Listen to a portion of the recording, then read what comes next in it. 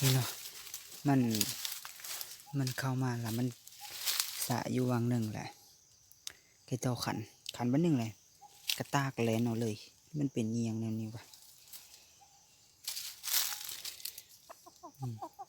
ไก่โตคนขึ้นเลยกับปักออม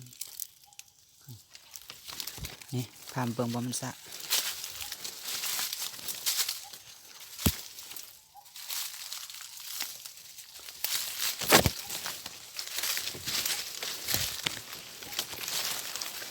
นี่เนาะบ่มันสะบ่มันเก็บหลายเนาะนี่ทางหัวโพนนี่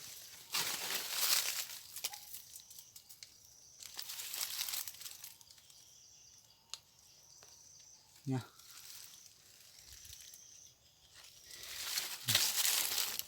ตัวบัวไก่เนาะจะไก่เนาะมันสะมาไก่สุดซ้ำนี้มันอันนั้นไก่โตบัวไก่เนาะ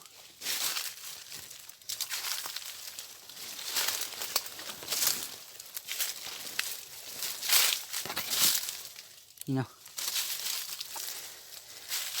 ก้อยโตแล้ว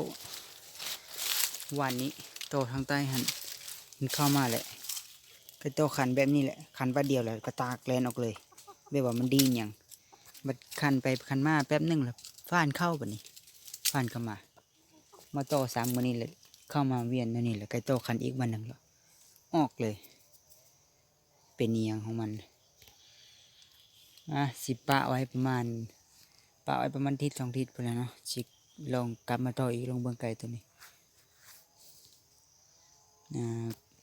อย่าลืมกดไลค์กดแชร์กดติดตามเด้อเพื่อสิบ่พลาดคลิปใหม่ๆจาก